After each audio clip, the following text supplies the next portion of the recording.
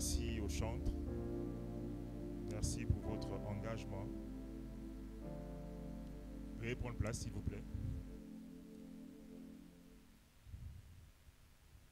C'est, comme le disait le ministre Aimé le dernier jour de notre série d'enseignement, notre série d'études bibliques sur le thème de la révélation du roi selon l'évangile de Matthieu. Déjà, je voulais encore vous remercier, surtout remercier d'abord le père de la maison, pasteur. Merci pour la confiance. On ne se connaissait pas, mais par l'entremise du ministre Aimé, nous avons été présentés et vraiment, c'est avec bon cœur que vous m'avez cédé votre chair et je vous en remercie parce que ce n'est pas donné à ce qu'un pasteur cède sa chair à quelqu'un qui ne le connaît pas depuis longtemps. Donc soyez encore bénis, pasteur, et je suis vraiment béni d'avoir eu accès à ce pupitre pour parler de la part de Dieu. Remercier aussi maman lorsqu'elle sera là, si elle n'est pas là ce soir, pour le bon accueil. Je voulais aussi féliciter ceux qui sont là depuis le premier jour jusqu'à aujourd'hui. Vous savez, la chose qui a préoccupé le ministère du Seigneur Jésus durant tout son parcours terrestre, c'est 3 ans. Enfin, c'est vrai qu'il est né jusqu'à 30 ans et ensuite à partir de 30 jusqu'à 33 ans, il a commencé son ministère. Mais je peux vous dire que la chose dans laquelle Jésus a passé plus de temps, c'est l'enseignement. C'est l'enseignement, que ce soit pour les foules, bien pour que ce soit juste pour une personne. Tout à l'heure, le ministre rappelait cette parole qui disait que Marie avait choisi la bonne part. Ici, Jésus s'est mis à enseigner une famille, un frère et 2 sœurs.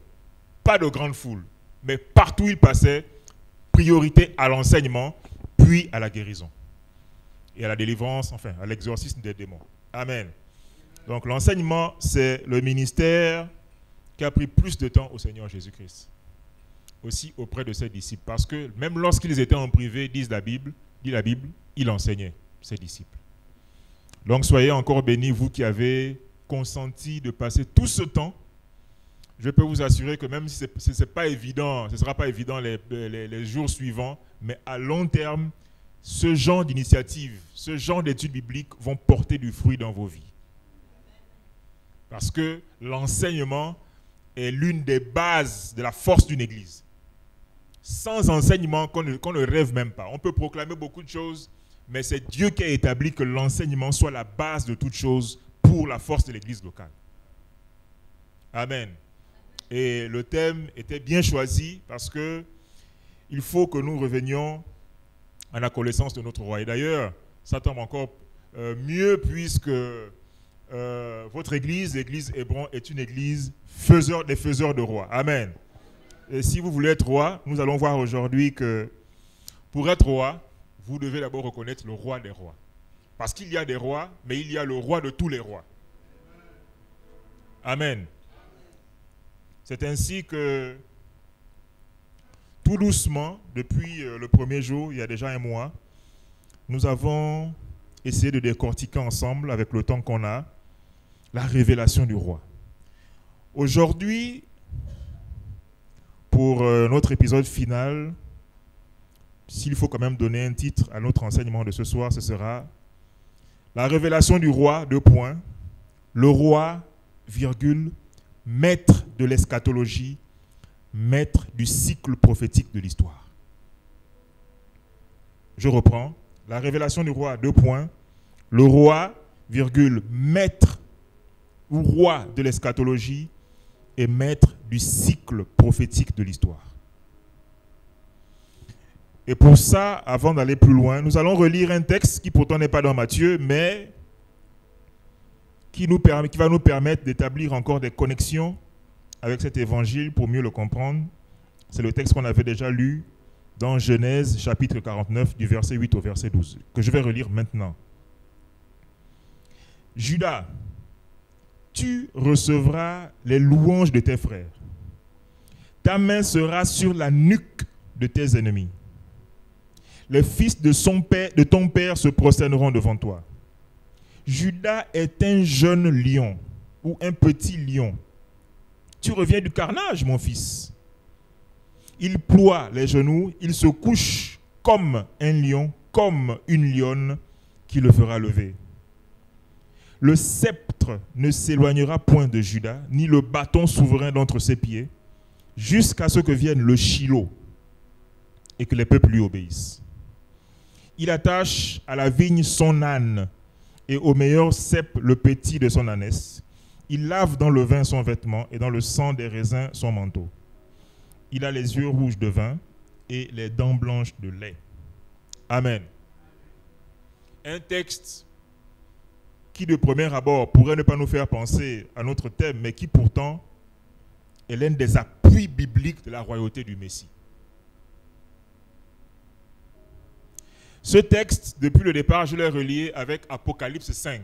Je ne vais pas le relire, il est long, mais dans lequel vous voyez qu'à un moment, il y a une vision que Jean reçoit et dans laquelle il voit d'abord un être sur le trône, il voit 4 êtres vivants autour, et autour des 4 êtres vivants, il voit 24 vieillards, et au milieu du trône des 4 êtres vivants et des 24 vieillards, il y a un agneau qui est là comme immolé. Et c'est cet agneau-là qui va recevoir la royauté. Et quand il reçoit la royauté, justement, il y a un détail. C'est que l'un des vieillards va dire à Jean, ne pleure pas, parce qu'il y a le lion de la tribu de Juda qui a vaincu pour ouvrir le livre. Amen. Mais sauf que quand il regarde, il ne voit pas un lion, il voit un agneau. Alors, je ne sais pas si vous le savez, mais l'expression lion de la tribu de Juda n'a été utilisée que 2 fois dans la Bible. La première fois, c'est en Genèse 49, et la deuxième fois, c'est en Apocalypse 5. Est-ce que vous me suivez? Vous ne trouverez nulle part ailleurs lion de la tribu de Juda, nulle part, si ce n'est dans ces 2 passages-là. Je vais introduire les moments d'enseignement d'aujourd'hui par une remarque qui pourra d'ailleurs être une révélation justement sur le lien qui existe entre ces 2 passages. Parce que comme j'ai dit, à part Genèse 49, il n'y a qu'Apocalypse 5 qui utilise l'expression lion de la tribu de Juda. Ça veut dire que durant toute la période de l'histoire, partant de Genèse jusqu'à Apocalypse, peu de gens ont compris la prophétie de Jacob sur l'identité réelle du lion de la tribu de Juda. Mais c'est quand on est au ciel, quand Jean reçoit la révélation de l'Apocalypse, qu'un vieillard lui dit que non, l'agneau que tu vois là, c'est lui qui a été prophétisé par Jacob en Genèse 49, le verset 10. Le Shilo, c'est lui. Le lion de la tribu de Juda, c'est cet agneau que tu vois. C'est un vieillard donc qui explique à Jean l'identité réelle du lion de la tribu de Juda. Alors, souvent, bon, ça c'est pour les théologiens, mais c'est une question qui nous intéresse tous. On s'est souvent posé la question, mais qui sont les fameux 24 vieillards? N'est-ce pas? C'est qui exactement? On parle de qui exactement dans ces passages-là? Il y a eu plusieurs théories. Il y a des théologiens qui ont dit non, 24 égale 12 plus 12. 12 patriarches de l'Ancien Testament et puis 12 apôtres. Ok? Ça, c'est l'une des explications que certains théologiens donnent. Ils disent que les 24 vieillards, il y a 12 apôtres et 12 patriarches de l'Ancien Testament, notamment les Abraham, les Noé, etc., etc. Donc 12 plus 12, 24. 24 vieillards. Maintenant, écoutez-moi bien. Si cette théorie-là tient,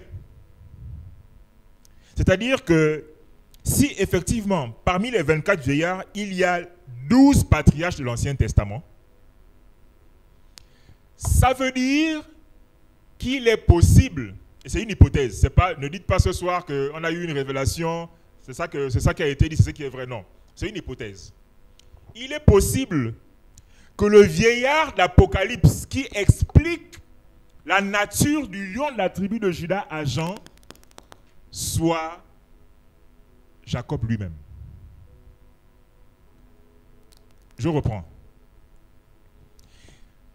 Certains théologiens pensent que parmi les 24 vieillards, il y a 12 patriarches et les 12 apôtres. Ça fait 24, parce qu'ils représentent à la fois l'Ancien et le Nouveau Testament. D'accord? Maintenant, parmi les 12 patriarches de l'Ancien Testament, il est possible que parmi les 12, il y ait le même Jacob qui avait prophétisé en Genèse 49 en parlant du Shiloh, du lion de la tribu de Juda. C'est le même, puisque c'est lui qui en a parlé dans l'Ancien Testament, c'est lui qui était le mieux placé pour expliquer à Jean quelle était la nature du Shiloh. Est-ce qu'on se suit?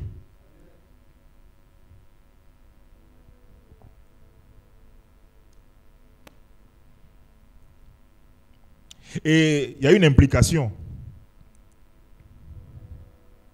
Il y a une implication. Ça veut dire en fait que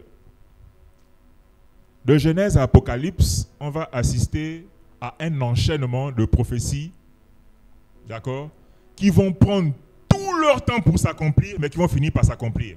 Et parfois, dont l'explication de quelque chose de difficile en Genèse sera donnée dans Apocalypse. Et donc, toutes les révélations de la Bible se complètent, y compris les prophéties qui s'accomplissent. Allô? Je reprends. Je vais essayer de réexpliquer. Parce que si vous ne comprenez pas ce que je dis là maintenant, ce sera difficile de comprendre la suite. Ce que je dis, c'est qu'il est fort possible que celui qui parle en Genèse 49 qu'on venait de lire, donc Jacob, qu'est-ce qu'il a dit? Il a dit, Judas, tu recevras les louanges de tes frères, etc. Tu es un jeune lion, tu viens du carnage. C'est toi le lion de la tribu de Judas. Le bâton souverain ne s'échappera pas de tes pieds jusqu'à ce que vienne le Shiloh, les peuples t'obéissent, etc., etc. Le Jacob qui parle là en Genèse 49, il semble que ce soit le même Jacob qui parle dans Apocalypse 5 en expliquant à Jean la nature ou bien l'identité réelle du Shiloh. En lui disant, le Shiloh, le lion de la tribu de Juda, c'est l'agneau que tu vois là devant toi. Là. C'est lui. Est-ce qu'on se comprend? Ça, c'est quelque chose, c'est une hypothèse. Hein? Ce n'est pas forcément une vérité établie parce que Apocalypse ne le précise pas. Elle aurait pu nous dire que c'est Jacob, mais on dit simplement que c'est un vieillard. Et si ce vieillard fait partie des 12 patriarches, il est fort possible que ce vieillard, une chance sur 12, soit Jacob lui-même. Et donc, la Bible est un enchaînement de prophéties et de mystères qui vont de Genèse jusqu'à l'Apocalypse. Et ça veut dire aussi que le roi dont il est fait mention, le Shiloh, l'agneau, est le lien qui lie toutes les périodes de l'histoire de la vie des croyants, mais aussi toutes les périodes de la vie de l'humanité. Toute la vie de l'humanité est tissée autour de l'histoire du roi. Amen. Toute l'histoire de l'humanité est tissée autour de la vie du roi. Je vais l'expliquer plus loin. L'une des preuves, c'est qu'aujourd'hui, si quelqu'un, par exemple, est né en 1979, il est né en 1979 parce qu'en l'an 0 est né le Shiloh. Je ne sais pas si on se comprend. Le Shiloh est le point central de l'histoire de l'humanité, celui à partir duquel l'histoire est comptée. Que tu sois croyant ou pas croyant, ta date de naissance et la date de ta mort sont fixées à partir de la date de l'apparition du Shiloh, qui est l'agneau. Amen. Il est donc le point central de l'histoire de l'humanité. L'une chose aussi qu'on remarque dans ce passage, je ne sais pas si vous avez remarqué, c'est qu'il est dit que, en réalité, le lion de la tribu de Juda, verset 9, est un jeune lion, est un petit lion. J'ai souvent vu des images, et même moi j'ai souvent pensé comme ça, jusqu'à il y a quelques jours, j'ai souvent pensé que le lion de la tribu de Juda est un grand lion, très méchant, très féroce, avec une grande crinière, avec des yeux, etc., etc. Non. Ici, celui qui donne la révélation du lion nous dit que Juda, verset 9, est un jeune lion. Certains versets disent est un petit lion. Certains versets disent un enfant de lion. On aurait pu dire Juda est un lionceau en vérité. Amen. Donc l'image que vous avez du lion de la tribu de Juda, qui est costaud, qui est grand, qui est effroyable, elle n'est pas vraie. Vous allez me dire, mais à quoi ça sert de le savoir? C'est vrai que c'est bizarre de le découvrir aujourd'hui, mais c'est important. Pourquoi? Parce que Dieu manifeste sa grandeur à travers la petitesse. Est-ce qu'on se comprend? Il est beaucoup plus étonnant que l'être le plus puissant soit un petit lion qu'un grand lion. Parce que si c'est un grand lion qui est le plus fort, ce n'est pas étonnant du tout. N'est-ce pas? Mais alors que si vous découvrez que l'être le plus fort de l'univers est un tout petit lion, là ça montre en fait que la puissance de Dieu est tellement grande qu'il n'a pas besoin pour faire grand, le faire avec les grands. À partir des petits, il fait de grandes choses. Et pour dominer la terre, il n'a pas besoin de grands lions. Un jeune lion pour lui est suffisant pour dominer. C'est pour ça qu'il dit au verset 9, Judas est un jeune lion. Tu reviens du carnage, mon fils, donc fils de lion. Tu ploies les genoux et tu te couches comme un lion. On dit donc que Judas est un jeune lion qui est comme un lion, comme une lionne. Il est comme, mais il n'est pas un lion. C'est un jeune lion. Amen. Ensuite, nous sommes dans les introductions. En faisant un lien avec le livre de l'Apocalypse, dans lequel ce vieillard, qui peut être Jacob, est en train de parler, on peut donc comprendre que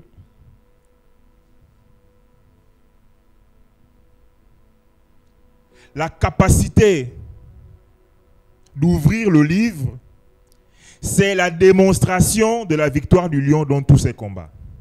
C'est-à-dire, c'est parce que le lion a vaincu, puisque c'est ce que le vieillard dit. C'est parce que le lion a vaincu qu'il a la capacité d'ouvrir le livre. C'est parce que le lion a vaincu qu'il a la capacité d'ouvrir le livre. Et puisqu'il a la capacité d'ouvrir le livre, ça veut dire que l'agneau est le maître de l'histoire, le maître de ce qu'on appelle l'eschatologie. Qui a déjà entendu parler de l'eschatologie? Qui peut me dire ce que c'est que l'eschatologie? Eschatologie, c'est quoi? L'eschatologie, vous en avez déjà entendu parler, oui, au fond?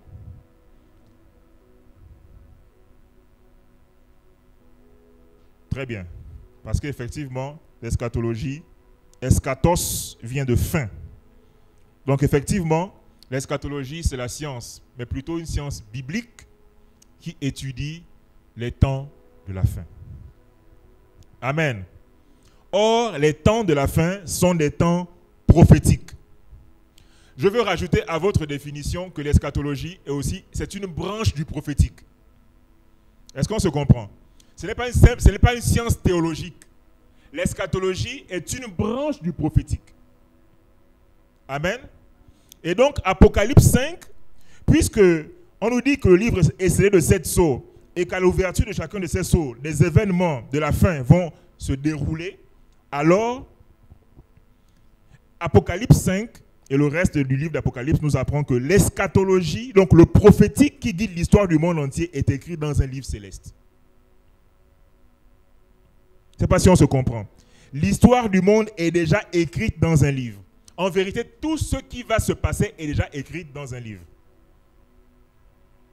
Suivez-moi bien parce que on va faire le lien tout à l'heure avec Matthieu 24, qui est justement le chapitre dans lequel Jésus-Christ, alors qu'il est encore avec ses disciples sur la terre, va faire tout un enseignement sur l'eschatologie qu'on verra.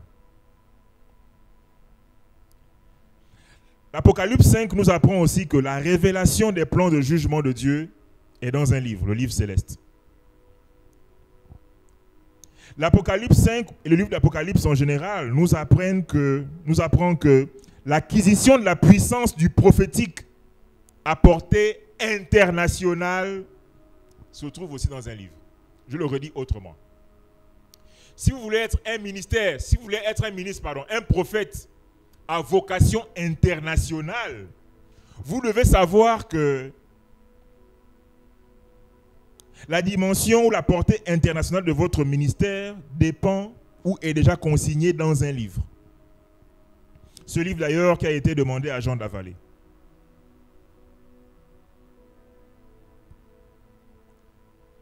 Et enfin, toujours dans notre introduction, Apocalypse 5 nous met devant une vérité. c'est que l'intervalle prophétique de Dieu est déjà fixé. Bon, c'est un peu de la gromologie, mais je vais expliquer. En Genèse 49, qu'on vient de lire, je ne sais pas si on s'en souvient bien, mais Genèse 49, ce n'est pas une prophétie comme les autres. En vérité, ici, c'est un père qui est en train de bénir ses enfants, tout simplement. On est en train d'étudier ici une prophétie qui, en réalité, n'est qu'une bénédiction d'un père qui est en train de mourir, qui est en train de bénir son 4e fils qui est Judas. Amen. Il prononce une bénédiction, et cette bénédiction, elle peut être banale, parce que tout père qui meurt bénit ses enfants. N'est-ce pas? Sauf que la bénédiction qu'il pose sur Judas est une bénédiction qui va s'accomplir, on va dire, plusieurs fois. La première fois, c'est que, en vérité, le tout premier lion de la tribu de Juda s'appelle David. N'est-ce pas? Quand Jacob est en train de bénir son fils qu'il appelle Judas, il ne sait pas encore qu'il est en train de parler de David. Amen. Ensuite, le deuxième, donc le vrai, celui dont on parle vraiment, le vrai lion de la tribu de Juda qui devait arriver, c'est Jésus. Maintenant, de Genèse jusque dans les évangiles, même Jésus lui-même en parlant à ses disciples, en fait de ce que nous on sait, personne ne refait à nouveau allusion à cette prophétie-là. Lion de la tribu de Juda, c'est une expression qui a complètement disparu. Depuis même l'Ancien Testament, jusqu'ici, dans le début des évangiles, personne ne parle de ça. Mais c'est à la fin de la Bible, donc on va passer de Genèse, il y aura un silence, jusqu'à Apocalypse, que l'explication de la prophétie, la bénédiction de Jacob sera donnée. Ça veut donc dire quoi? Ça veut dire que il y a ce qu'on appelle un intervalle prophétique fixe. Ça veut dire que lorsqu'une prophétie est prononcée, il y a son temps d'accomplissement, qui peut être long ou qui peut être court. Mais peu importe, du moment où ça a été prononcé, une prophétie qui vient de Dieu finit toujours par s'accomplir. Et le temps est fixé. Voilà pourquoi Dieu va dire au prophète Habakkuk que même si elle tarde, attends-la, car son temps est déjà fixé. Amen. Toute prophétie venant de Dieu est à intervalles fixes. Amen. Et ici, on a affaire à une prophétie qui traverse de Genèse à Apocalypse. Alors, l'enseignement de ce soir, on était juste dans les introductions, sera subdivisé en 4 parties. On va aller très rapidement. Je vois qu'il y a beaucoup de choses à dire, mais on va le faire très rapidement. 4 parties ce soir. La première partie, on va lire Matthieu 24. Cette partie va s'intituler « Le roi sait comment ça va finir, car ça va mal finir. » Ça, c'est la première partie. Le roi, sait comment ça va finir, car ça va mal finir. Matthieu 24. La deuxième partie, c'est le roi veut te faire bien finir, car tu peux bien finir. C'est Matthieu 24 et Matthieu 25. La troisième partie, c'est le roi a su bien finir. C'est Matthieu 27 à Matthieu 28.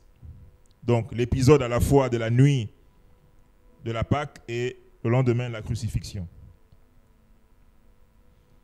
Et enfin, la 4e partie, c'est le règne de ceux qui veulent absolument bien finir.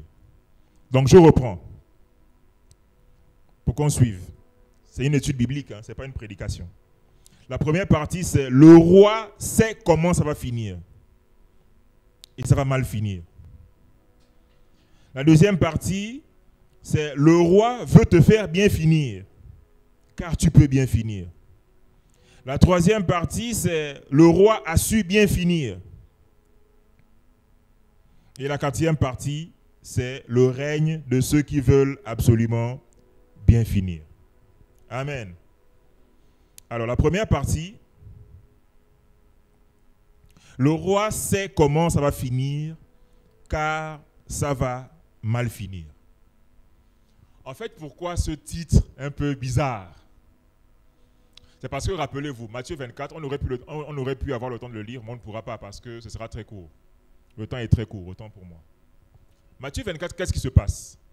Jésus sort du temple, il a fini de chasser les vendeurs du temple, et il y a des problèmes parce que les pharisiens ne sont pas d'accord, leur business a été bouleversé, et Jésus finalement sort du temple avec ses disciples. Et au moment où ils sortent du temple, la Bible dit que et ses disciples sont comme en admiration devant les bâtisses du temple. Vous devez savoir que Jésus et ses disciples venaient de la Galilée. Et la Galilée, c'était un peu, si vous voulez, la province. C'était une ville de province. Enfin, pas une ville. La Galilée était une partie d'Israël. C'était de la province. Amen. Ils venaient de Nazareth et de Capernaum. C'est des petites villes. Si vous voulez, en termes d'équivalence avec le Gabon, Capernaum et Nazareth, c'était un peu comme les Bamba Bigou pour le Gabon. Vous comprenez? Donc, ils partent de ces villes-là et ils montent sur Jérusalem et c'est là qu'ils découvrent la grandeur et la splendeur du temple. Après que Jésus ait fini de purifier le temple, quand ils sortent de là, ils ont quand même le temps de constater la grandeur du temple et de vérifier tous les récits qu'ils avaient eus sur la beauté du temple, comment le temple est joli, comment ça a été bien bâti. Et l'un d'eux va dire, oh mais quelle belle construction! Et qu'est-ce que Jésus va répondre? Qu'est-ce qu'il va répondre pour ceux qui s'en souviennent un peu? Il ne restera pierre sur pierre de cet édifice-là. Amen. Et c'est là qu'ils vont maintenant poser la question clé qui va nous faire réfléchir. Ils vont dire, quel sera le signe de la fin et de ton avènement? N'est-ce pas? Et donc c'est là que Jésus va maintenant étaler un petit cours d'eschatologie. C'est-à-dire il va donner les signes de la fin.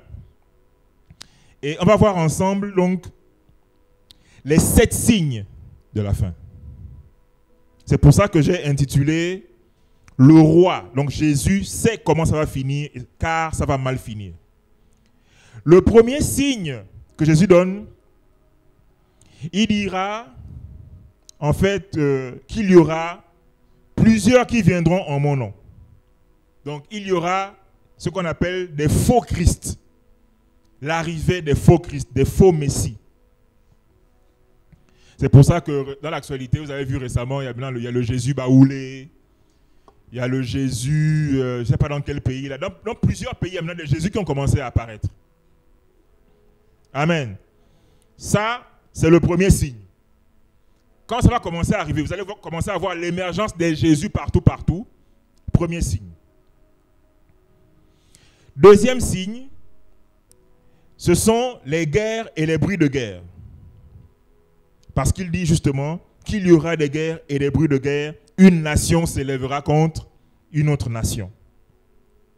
Bon, ça, on a déjà pu le vérifier parce que nous avons eu les 2 grandes guerres mondiales. La guerre de 14-18 et la guerre de 39-45. Et ensuite, il y a eu une ribambelle de guerres, la guerre d'Indochine, guerre du Vietnam, guerre d'Irak. Beaucoup de guerres ont eu lieu avec des centaines de milliers de morts. Et il précise que quand ces choses vont arriver, ce ne sera pas encore la fin. Donc attention. L'arrivée des grandes guerres montre que ce ne sera que le début des douleurs, selon ce que Jésus annonce. Mais ce ne sera pas encore la fin. Troisième signe, il dit qu'il y aura des famines et des tremblements de terre. Récemment, il y a quelques années, je me rappelle en 2004, il y avait eu, je ne sais pas si vous en aviez entendu parler, un tsunami qui avait fait à peu près 230 000 morts. 230 000 morts.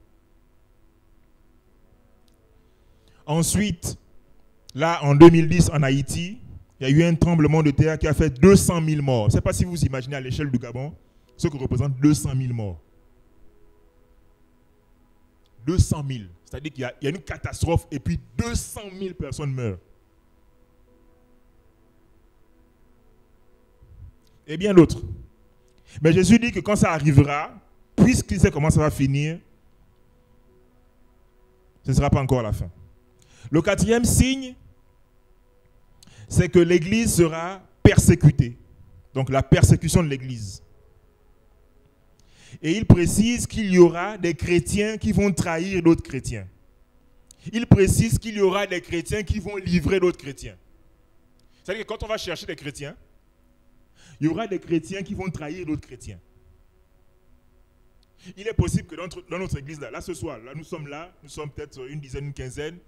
Il est possible que lorsqu'on cherchera certains d'entre nous, il y aura d'autres parmi nous qui vont dire qu'il habite là-bas. Est-ce qu'on se comprend? Jésus l'a prévu. Il a dit, le quatrième signe, ce sera la persécution et la trahison. Mais surtout, il dit que ce sera aussi ce qu'on appelle l'apostasie. C'est-à-dire que les gens vont abandonner la foi. Et il précise que beaucoup vont abandonner la foi. L'apostasie ne sera pas un phénomène isolé. Jésus nous dit qu'il y aura beaucoup de gens qui vont abandonner la foi. Et ma prière, c'est que ce soir, qu'il n'y ait personne dans cette assemblée qui ne fasse partie de ces gens-là. Amen. Mes frères, n'abandonnez pas la foi. Je sais qu'il y a des moments difficiles. Parfois, on a prié pour quelque chose. On a prié pour un parent pour qu'il ne meure pas. Finalement, il est mort. Et on se dit, Dieu nous a abandonnés. On a perdu papa, on a perdu maman, on a perdu un emploi, on a perdu une femme, un mari, etc. Il y a des choses vraiment difficiles qui nous arrivent, c'est vrai. Mais s'il vous plaît, n'abandonnez pas la foi.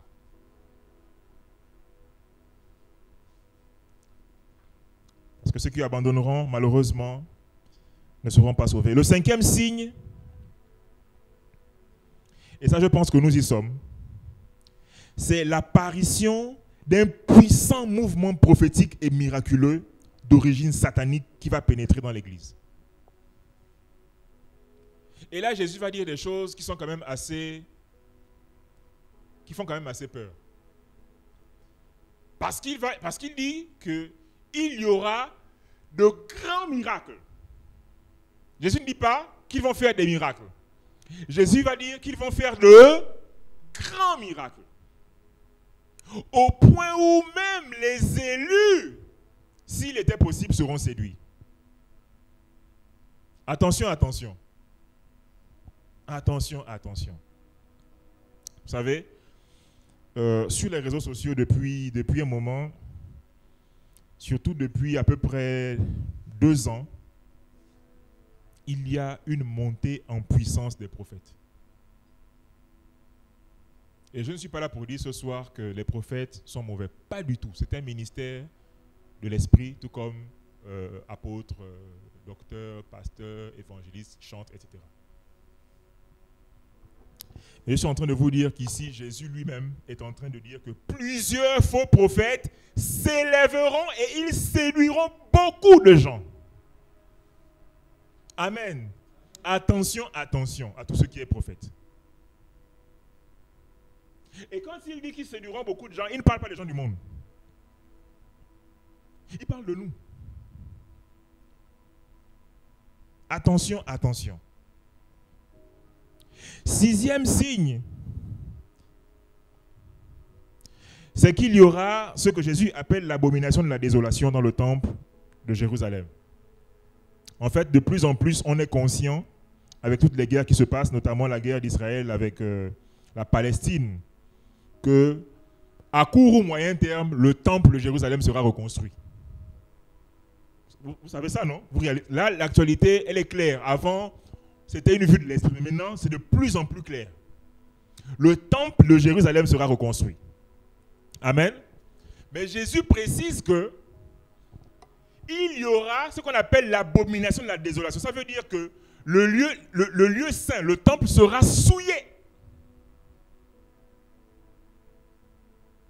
Il y aura l'Antichrist notamment, qui va installer un culte satanique en plein temple.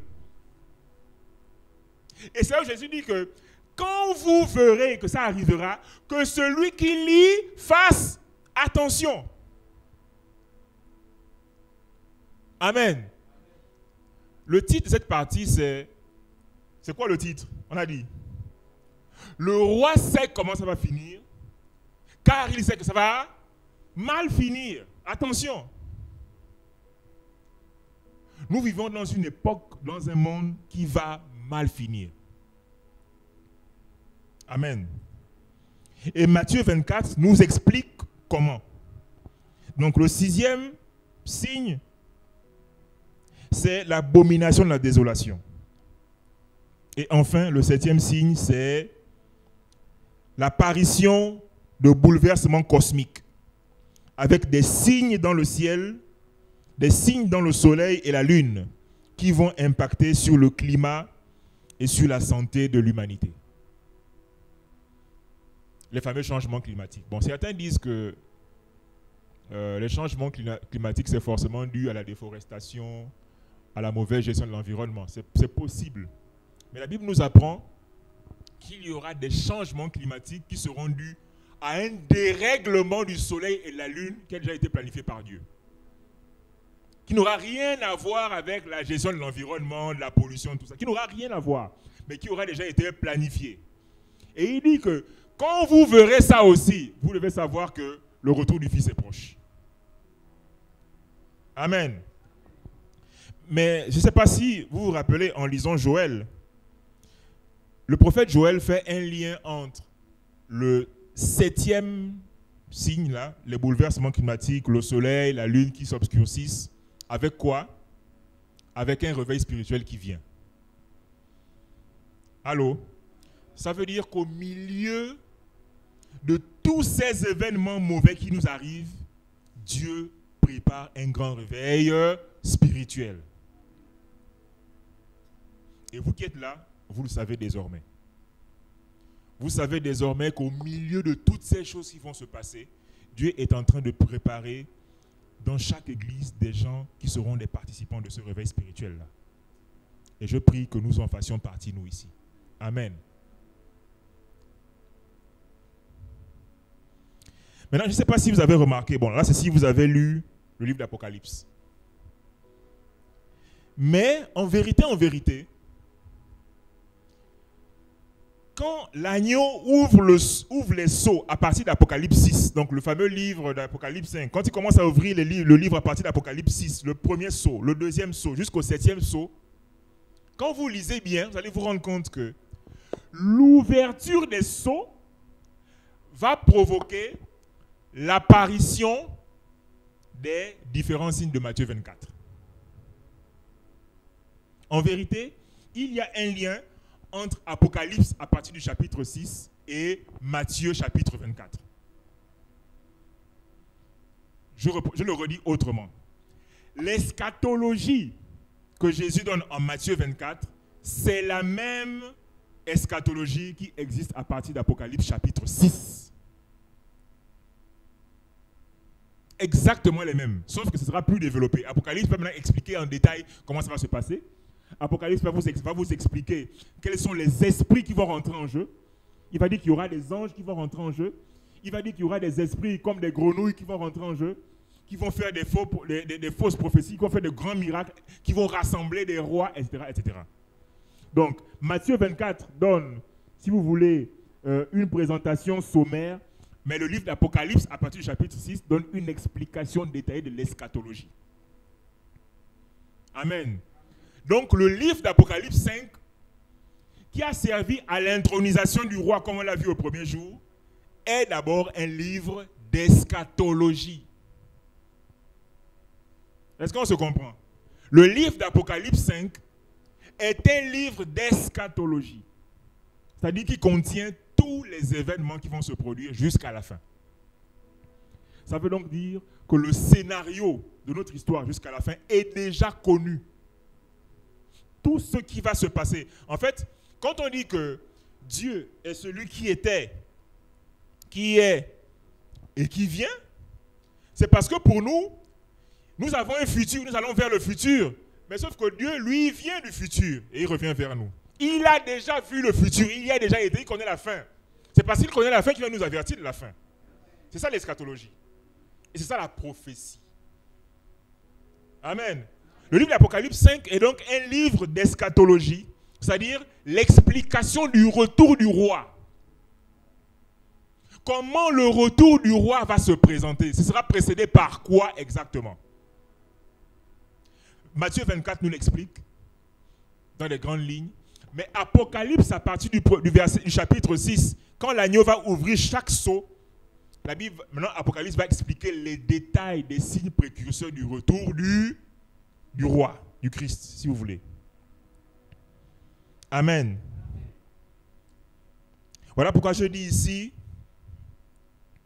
que l'eschatologie du monde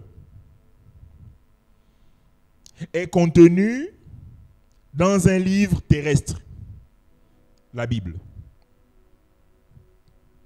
Mais l'eschatologie du monde est aussi contenue dans un livre céleste, le livre d'Apocalypse 5. Et donc, l'eschatologie, c'est la partie du prophétique qui relie le livre céleste et le livre terrestre. Allô? J'ai compliqué les choses, ou bien vous comprenez? Il y a de l'eschatologie dans la Bible. Matthieu 24, et même déjà depuis Daniel, Ézéchiel, Matthieu 24, Marc 13, Luc 21, et ensuite Apocalypse. Donc, dans le livre terrestre qu'est la Bible, il y a déjà de l'eschatologie. Ça veut dire que Dieu nous explique déjà comment ça va finir, et ça va mal finir. Mais dans le livre du ciel, qui est scellé de 7 sceaux, il y a le détail de l'eschatologie. C'est-à-dire que Dieu va nous expliquer en détail comment ça va se passer. Quels sont les esprits qui vont intervenir, quels sont les personnages qui vont intervenir, quelles sont les forces qui vont intervenir pour que l'histoire se déroule comme elle va se dérouler. Amen. Et ce qu'on a retenu de tout ça, et c'est ça la bonne nouvelle, c'est qu'en réalité, l'agneau est le roi de l'eschatologie. L'agneau maîtrise l'eschatologie. L'agneau maîtrise les événements de la fin. Il connaît d'avance chaque événement de la vie de l'humanité, jusque dans l'éternité. L'agneau est donc le prophète par excellence, le roi de la prophétie. Amen. La prophétie est donc en réalité un univers dans lequel l'agneau est roi. C'est pour ça que toute prophétie qui s'écarte de l'agneau, qui s'écarte de Christ, qui s'écarte de Jésus, qui s'écarte de tout ce qui est en rapport avec Christ est un faux prophétique. Je ne sais pas si on se comprend. Si vous entendez un prophète qui prophétise, mais vous sentez que sa tendance prophétique est de nature à s'écarter de la révélation de l'agneau, c'est un prophétique faux. Parce que l'agneau est le roi du prophétique. Personne, à part le jour de son retour, là où il dit clairement que je ne connais pas le jour ni l'heure, c'est le Père qui sait. Mais pour les événements, l'agneau, c'est lui qui connaît. Non seulement il connaît, mais c'est quand il va ouvrir chaque sceau que les événements vont se produire. Amen. L'agneau est donc le prophète par excellence. Il est le roi de la prophétie. Il est le roi du prophétique. La prophétie ou le prophétique est un univers dans lequel l'agneau règne par sa sagesse. L'agneau est le roi de l'eschatologie. Deuxième raison, parce que c'est lui, comme j'ai déjà dit, qui va déclencher chaque événement du monde en son temps. L'agneau est donc l'horloger par excellence, le roi des chronos et des kairos. L'agneau est le roi des temps et des circonstances de ta vie. Amen. L'agneau est le roi des temps et des circonstances de ta vie. Les temps mauvais, les temps heureux, chacun de ces temps a pour roi l'agneau. Il les connaît. Amen. Nous ne sommes jamais abandonnés. Même quand tout va mal, c'est par la foi qu'on accepte qu'en vérité, Dieu est au contrôle par l'agneau. Et enfin, l'agneau est le roi de l'eschatologie, car il est celui qui ouvre le livre des 7 sceaux. Ça veut dire qu'il est le metteur en scène et le producteur du film de nos vies. Amen. Notre vie est un film. Notre vie est un film.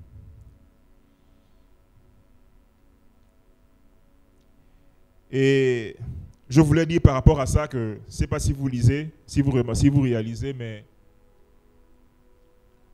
l'agneau maîtrise même la vie de Satan. Je reprends.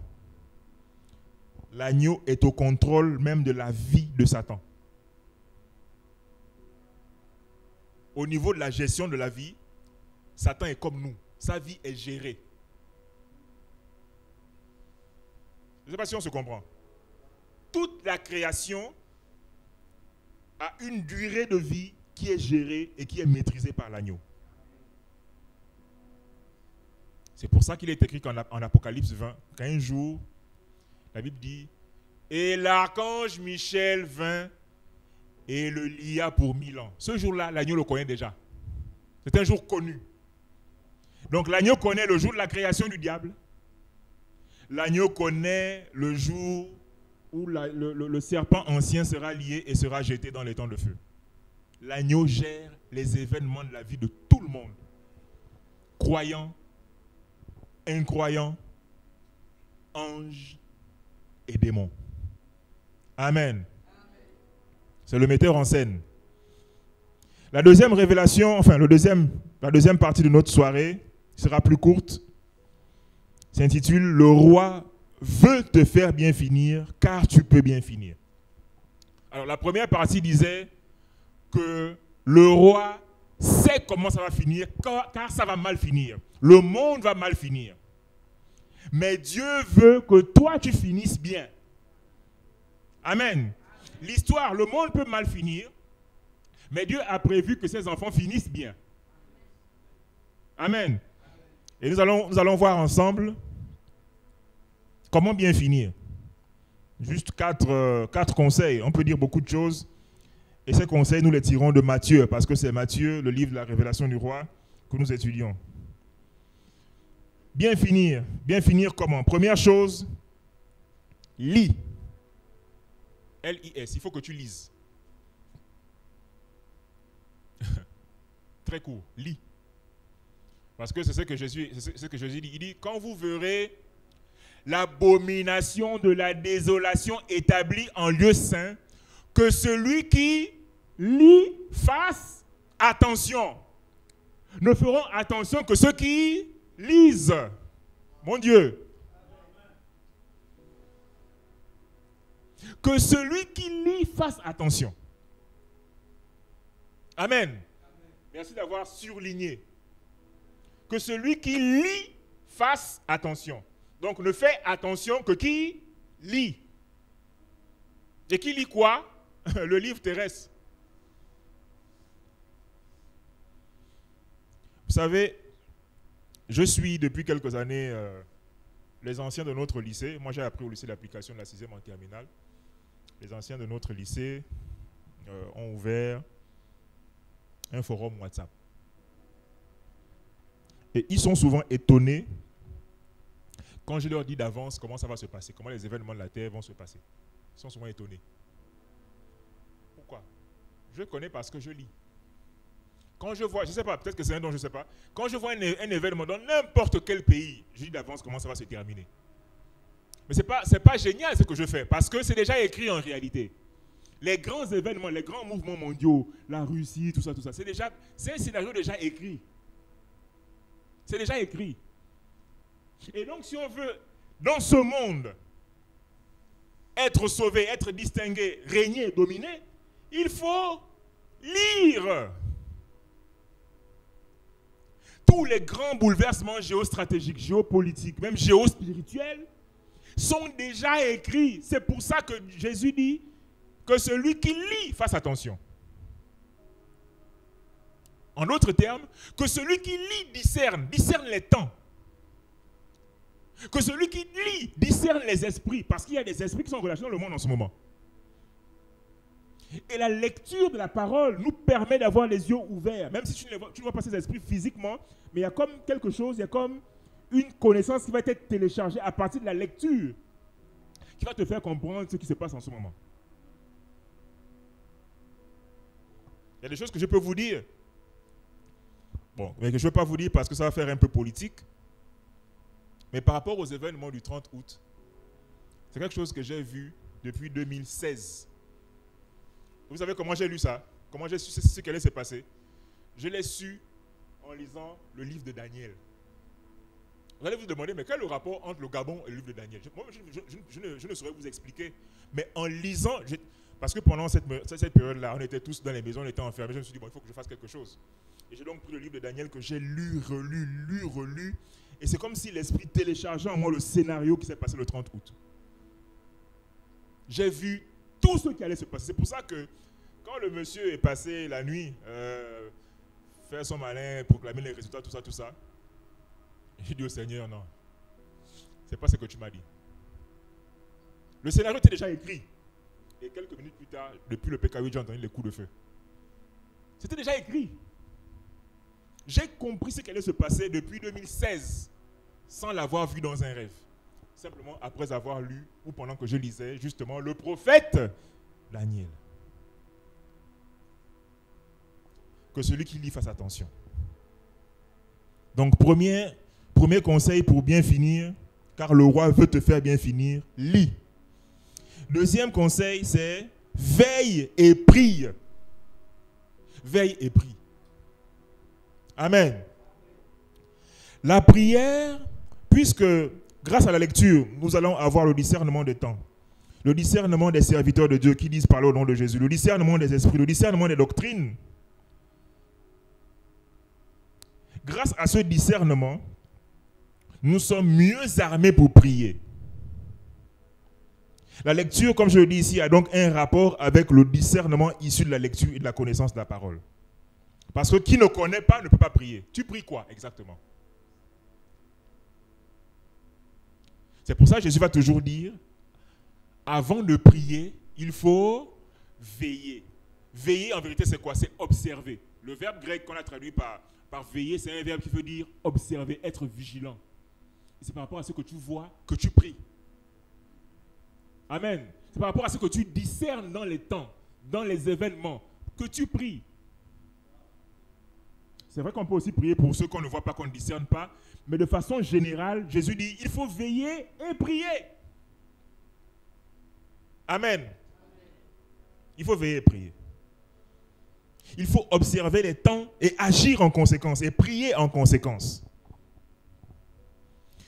Vous savez, nous vivons dans une époque d'un christianisme qui nous pousse un peu à une spiritualité que je trouve un peu hasardeuse. Je vais vous expliquer pourquoi.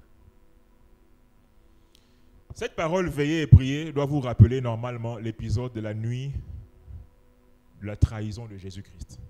Parce que Jésus va dire à ses disciples, veillez et priez. Il va dire que je sens que l'esprit est bien disposé. Avec tout ce que je vous dis, vous comprenez que les enjeux sont énormes. Je sens que votre esprit est bien disposé, mais la chair est faible. Donc veillez et priez. Il va même préciser à Pierre, il va dire que avant que le coq ne chante, tu m'auras renié 3 fois. Vous savez ce que Pierre va répondre?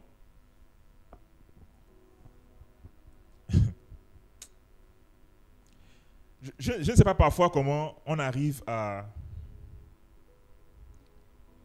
mépriser les paroles claires de Dieu. Parce que, et Pierre, et les 11 autres, bon, les 10 autres, je vais exclure Judas, ils vont complètement mépriser cette prophétie de Jésus. C'est une prophétie, c'est Jésus qui prophétise, c'est le maître des prophètes qui prophétise, qui dit que vous allez me trahir, et puis personne ne veille et prie. La conséquence, c'est quoi? c'est qu'après avoir fait la Sainte Seine, ils vont à Gethsémané. Et à Gethsémané, la Bible dit qu'en moins d'une heure, ils dorment. Première fois, Jésus va, il les laisse, en moins d'une heure, ils dorment. Il revient après une heure, il les trouve endormis. Il leur dit, mais la chair est faible, veillez et priez. Jésus se dit qu'ils ont compris, il repart en prière.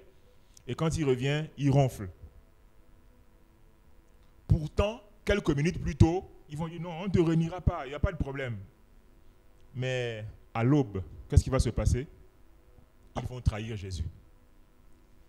La Bible dit que, je pense que c'est dans l'évangile de Jean, que parmi les disciples, il y a un qui va fuir nu. Vous savez ça? Il y a un disciple qui va fuir nu. Et heureusement, par pudeur, on ne dit pas de qui il s'agit. Ah, c'est un. 2, Pierre, le grand apôtre, 3 fois va renier Jésus avec imprécation. Il n'a pas simplement renié Jésus, il a renié avec imprécation, c'est-à-dire il a juré que je ne le connais pas, ce monsieur-là. 3 doigts au ciel. Pierre, qui disait pourtant non, quand il avait osé dire que quand tout cela te renierait, moi je ne te renierai jamais. Le voilà le matin en train de pleurer. Parce qu'il a renié 3 fois. Parce qu'il a renié avec imprécation. Mes frères, en ces temps, nous tiendrons debout que ceux qui vont d'abord, 1, lire, 2, veiller et prier. Parce que nous sommes faibles. Vous n'avez pas idée de ce que nous, là, on peut devenir si on se relâche. On peut devenir des plus grands païens, de grands chrétiens qu'on aura été.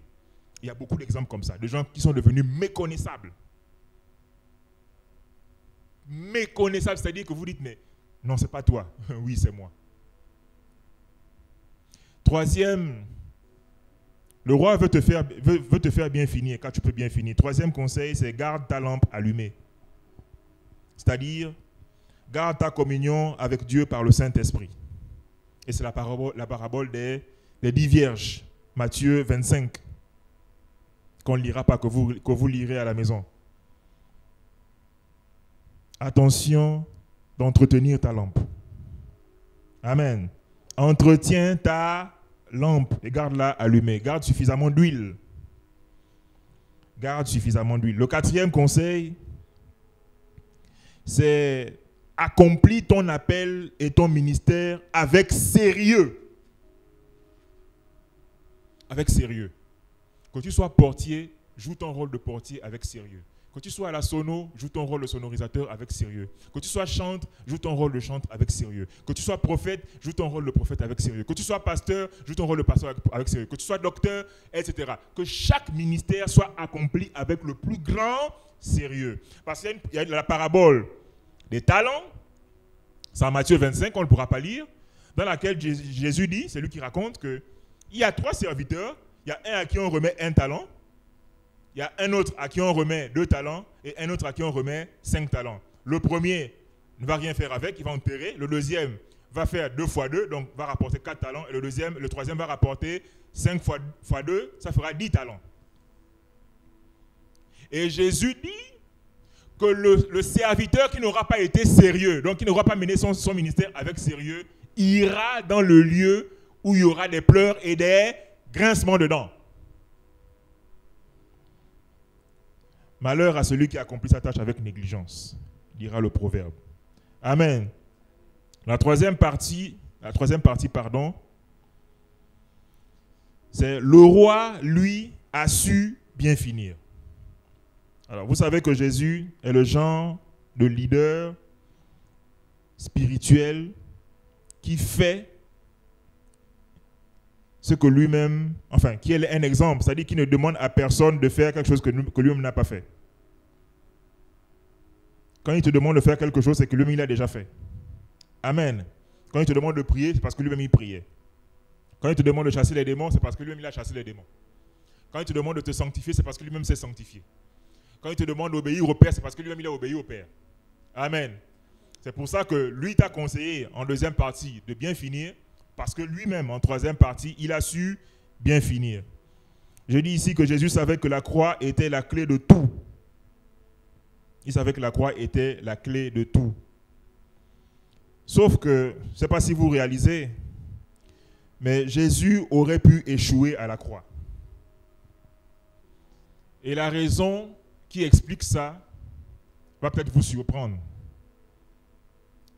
À cause de sa royauté, Jésus aurait pu échouer. Je vous explique.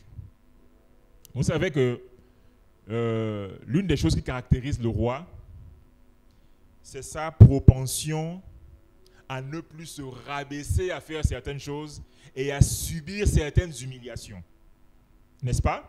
À cause de son statut élevé de roi, le roi ne se rabaisse plus. Le roi ne fait plus certaines tâches. Amen.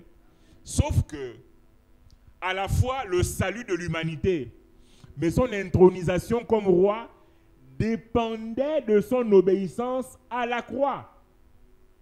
Ça veut dire qu'en tant que roi, il devait accepter de mourir comme un vagabond, comme un vaurien. Et aucun roi de la terre ne peut accepter mourir comme un vaurien. Est-ce que vous comprenez?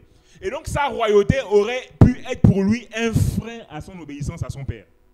Parce que le roi qu'il était, il va même le dire, il va dire que ne pensez-vous pas que j'aurais pu invoquer une légion d'anges pour me délivrer de tout ça? Amen. Il va le dire, n'est-ce pas? Que moi je peux invoquer une légion d'anges pour finir tout ça. Je les appelle et ils viennent. Ils sont sous mes ordres. Mais Jésus a renoncé à faire prévaloir sa royauté pour accepter la croix. La meilleure fin de notre roi donc, a été son obéissance jusqu'à la mort et jusqu'à la mort de la croix.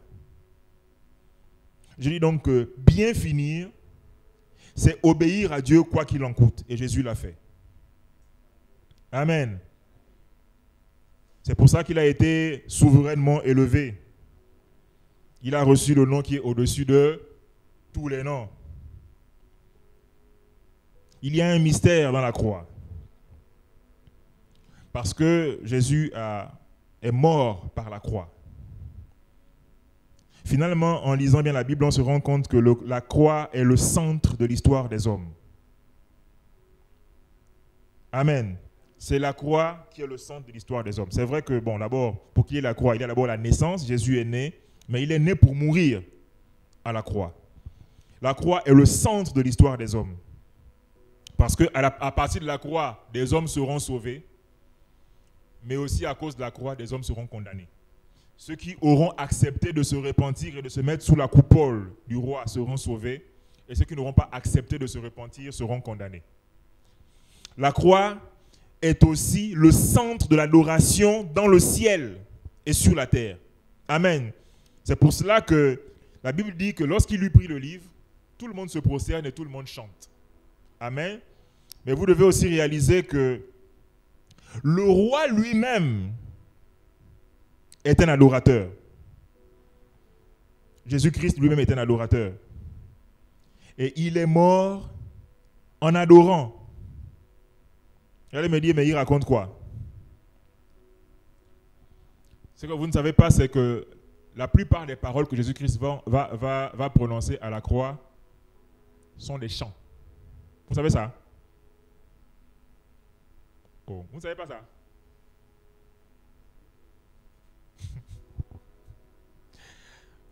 En réalité, sur les 7 paroles que Jésus prononce à la croix, 4 sont des paroles issues des psaumes.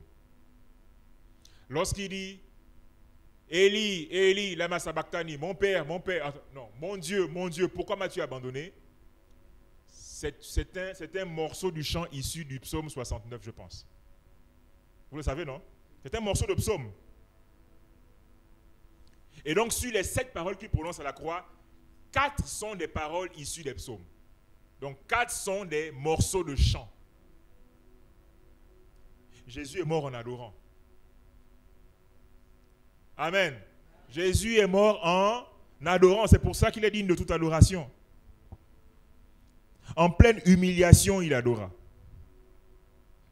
Et l'écrivain aux Hébreux nous révèle d'ailleurs que le sacrifice à la croix a ouvert la nouvelle route. On dit qu'il a inauguré une nouvelle voie. la nouvelle voie de l'adoration. Il a ouvert l'accès à ce qu'on appelle le trône de la grâce. Amen. Par lui, par sa mort, le voile qui sépare le lieu saint et le lieu très saint a été déchiré. La croix est donc le centre de l'adoration dans le ciel et sur la terre. La croix est la victoire du lion, car le lion a mené un combat sanglant. Il est écrit qu'il a dépouillé les autorités et les dominations tout seul.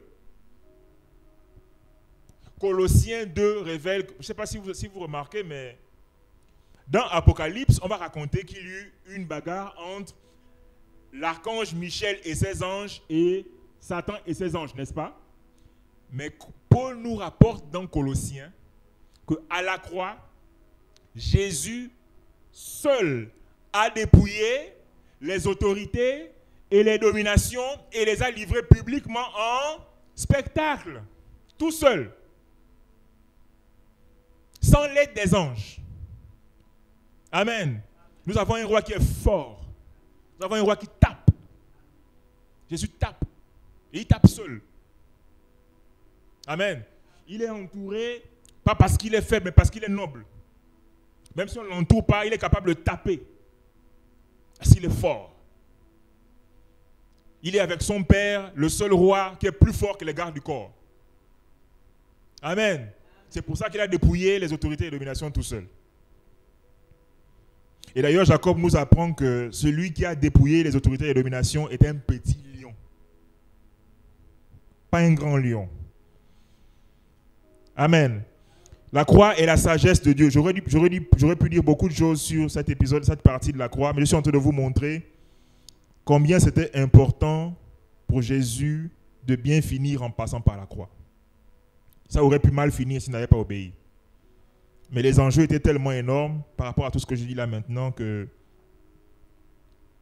Jésus s'est efforcé d'obéir. Amen. En réalité, pour les spectateurs de la croix ce jour-là et même pour les disciples, la croix, c'était la fin lamentable du roi. Amen. C'est pour ça que les disciples fuient. Pour eux, le roi est en train de finir lamentablement. Amen.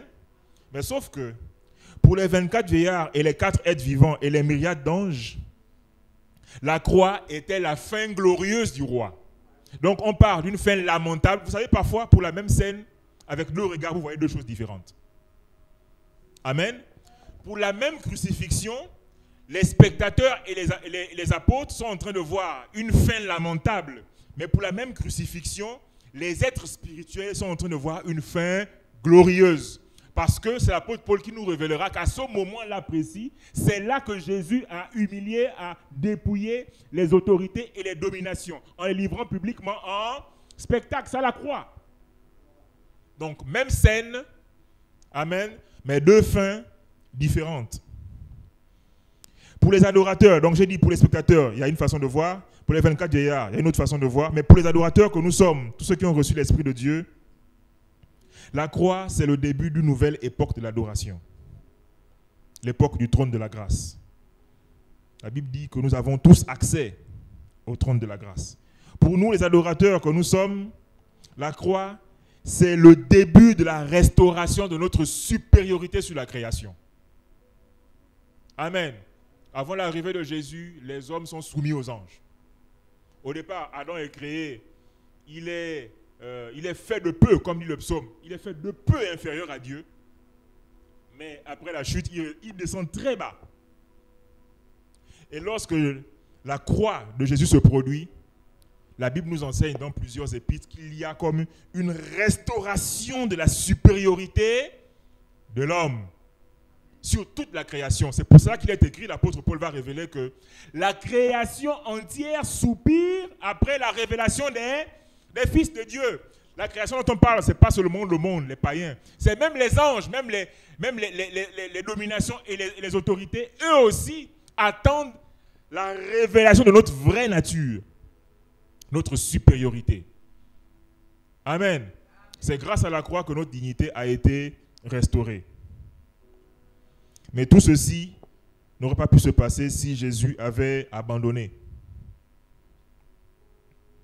Et nous avons vu que justement, la chose qui l'aurait poussé à abandonner, c'est sa royauté, c'est sa divinité, car on n'humilie pas le roi du ciel et de la terre, et surtout pas des pécheurs rebelles et impuissants. Mais Jésus a accepté l'humiliation. Et enfin, la quatrième partie par laquelle on finit, le règne de ceux qui veulent absolument bien finir.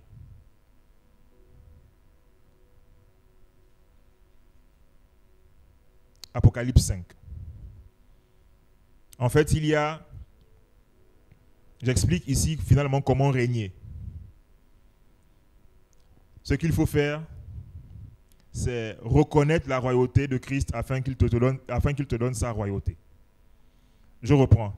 Pour régner, tu dois reconnaître la royauté de Christ afin que lui te donne sa royauté à lui pour que tu règnes avec lui. C'est pour cela qu'il est écrit que tu es digne de prendre le livre et d'en ouvrir les sceaux, car tu as été immolé et tu as racheté pour Dieu les hommes de toute tribu, de toute nation, de toute langue. Et ils régneront avec toi sur toute la terre. Amen. Mais là, c'est une affirmation. Ils régneront avec toi. Ça veut donc dire que ceux qui régneront avec lui doivent d'abord reconnaître la royauté du roi pour régner avec lui. Donc il y a 3 choses à faire. 1, pour régner avec Christ, pour être un lion qui règne, tu dois reconnaître sa royauté sur tes choix. Reconnaître sa royauté sur tes choix. 1, tu dois reconnaître sa royauté sur tes choix, sur tous tes choix. Tu veux choisir un mari, que ce soit selon les critères du roi. Tu veux choisir un emploi, que ce soit selon les critères du roi. Tu veux choisir une destinée, que ce soit selon les critères du roi. Tous tes choix doivent passer sous le scanner de sa royauté. Amen. Comment régner? Deuxième chose, c'est reconnaître la royauté de sa parole sur tous les domaines de sa vie, de ta vie. Parce que souvent, on peut dire que, voilà, moi je reconnais que Dieu est mon roi. C'est une affirmation gratuite. La preuve qu'on accepte la royauté de Jésus et de son Père, c'est que sa parole domine, sa parole est reine sur tous les domaines de nos vies et sur nos ministères d'ailleurs. De plus en plus, je ne sais pas si vous avez remarqué, il y a des prédicateurs, parfois même de grands prédicateurs qui de plus en plus sont comme en train de nous enseigner que la Bible n'est pas vraiment la parole de Dieu et que d'ailleurs il y a des passages dont on peut se passer. Récemment, j'ai écouté l'un d'eux qui disait que lui, dans la Bible, il ne suit que les paroles de Jésus. Mais quand Pierre, quand Paul, quand Jean parlent, pour lui, ce n'est pas Dieu qui parle. Or, le Saint-Esprit lui-même dit dans sa parole que toute écriture est inspirée de Dieu et utile pour enseigner, pour corriger, afin que tout homme de Dieu quoi? Soit accompli. Bref. Enfin, tu dois reconnaître sa royauté par ta reconnaissance et par ton adoration. Tu dois reconnaître sa royauté par ta reconnaissance et par ton adoration. C'est le cas des 4 êtres vivants et des 24 vieillards et de tous les anges. La Bible dit que lorsqu'ils prirent le livre, ils se prosternèrent et ils chantèrent et ils louèrent et ils dirent des paroles. Amen. La reconnaissance de la royauté se fait par l'adoration. On ne peut adorer que celui qu'on reconnaît avoir une royauté sur nous. Amen. Et celui qui a la royauté sur nous, c'est Jésus, c'est l'agneau. Et je finis en vous donnant les 7 récompenses de ceux qui vaincront, comme des lions. Je tire les 7 récompenses de Apocalypse 2 et Apocalypse 3. Puisqu'à chaque fois, lorsqu'il écrit à une église, Jésus va finir en disant que à celui qui vaincra, et il dit quelque chose à la fin. La première récompense, je vais aller au pas de course, on va vers la fin. La première récompense des adorateurs, ceux qui reconnaissent la royauté du roi, c'est qu'ils mangeront de l'arbre de vie qui est dans le paradis. Amen.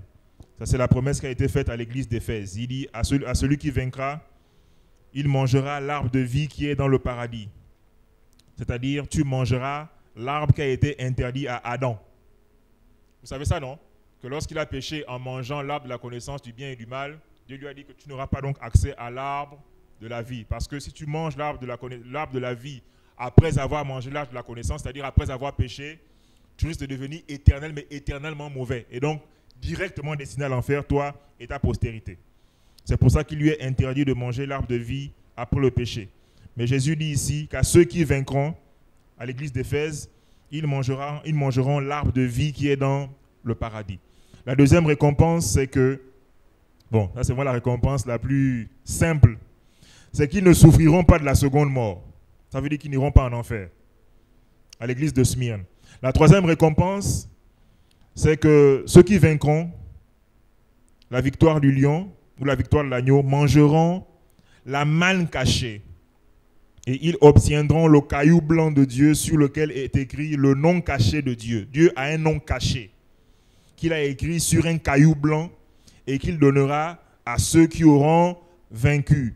La quatrième récompense, c'était l'église de Pergame. La quatrième récompense à l'église de Thyatire, c'est que ceux qui vaincront recevront l'autorité sur les nations et ils recevront l'étoile du matin. Tu veux dominer sur les nations, il faut vaincre. Il faut vaincre. La cinquième récompense, c'est que l'agneau confessera ton nom. C'est ce qu'il dit à l'église de Sardes. À celui qui vaincra, je confesserai son nom devant mon Père. Je ne sais pas si vous réalisez ici, mais ici, il y a comme un échange d'honneur. D'habitude, et durant notre séjour sur terre, nous avons passé le temps à confesser le nom de Jésus. Mais à ceux qui vaincront, c'est Jésus qui confessera ton nom auprès de son Père. Donc la confession sera inversée. Toi, tu confessais, mais après avoir vaincu, c'est Jésus qui confessera ton nom devant son Père. Amen. Ça, c'est pour les vainqueurs. La sixième récompense, donc l'avant-dernière, c'est que ceux qui vaincront, eux-mêmes deviendront un livre. Pourquoi? Parce qu'il dit qu'à celui qui vaincra, j'écrirai sur lui le nom de mon Dieu. 1. 2. Le nom de la Nouvelle Jérusalem. Parce que la Nouvelle Jérusalem a un nom caché. Et 3. J'écrirai sur eux le nom de l'agneau. Donc ceux qui vaincront, eux-mêmes deviendront un livre. Parce que Dieu va écrire sur vous. Il va écrire des choses sur vous. Vous savez que... Et ça a tout son sens. Hein? Parce que vous savez que pendant les élections, qu'est-ce qu'on fait généralement?